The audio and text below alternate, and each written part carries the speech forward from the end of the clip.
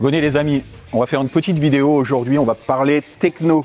Et là, il y a une nouvelle techno qui est arrivée cette année, ça vient de chez Benelli, le service recherche et développement de Benelli qui a lancé les canons Advanced Impact. C'est assez incroyable cette année parce qu'on n'avait jamais vu ça.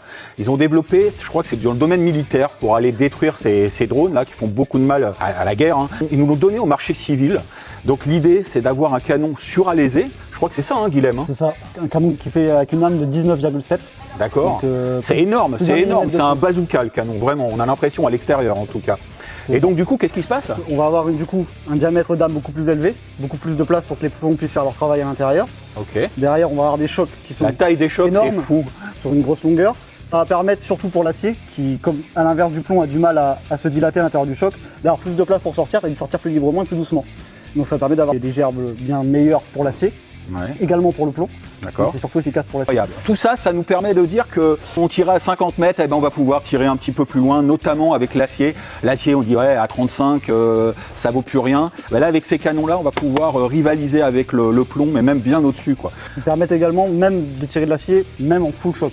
Contrairement à des. Oui, c'est ça aussi. On est obligé de se restreindre généralement à du demi ou du 3/4. Là, ils acceptent le full choc. C'est à la base développé pour tirer avec du tungstène, du TSS pour casser des drones jusqu'à 250 mètres.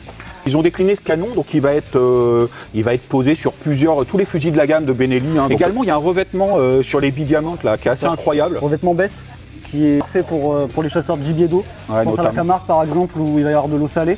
L'avantage, c'est que c'est pas un revêtement qui est posé par au-dessus, c'est un revêtement qui est fait en usine, qui est du coup à l'intérieur du métal. C'est pas un traitement qui est posé.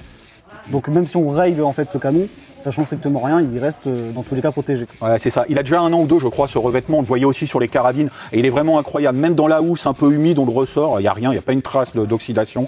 C'est assez dingue. Ça, pour le coup, on a des retours dessus et des très bons retours. Ouais, franchement, c'est top. Donc ça, je vous invite à venir les voir en boutique. On en a quelques-uns. Ça part très vite. Il y a peu de stock. Donc dépêchez-vous. Et également, là, on en profite pour vous montrer. C'était ça. C'est le modérateur ATEC, le A12. Tu peux nous en parler un petit peu, Guilhem? Donc modérateur pour fusil. Ouais, c'est ça, c'est dingue. Donc assez gros, mais pas lourd pour la taille qu'il fait. Ça vous permet, si vous chassez à côté des maisons ou même pour juste pas déranger le voisinage ou autre, de pouvoir chasser avec un fusil qui du coup est silencieux. On peut l'avoir dans tous les chocages, de base en demi-choc et après sur commande sur des chocs full, 3/4, etc. Ouais, voilà, donc les Benelli, les Browning. C'est ça, tous les chocs classiques. Tous les chocs classiques. Le ATEC A12, c'est assez incroyable aussi, mais ça marche super bien.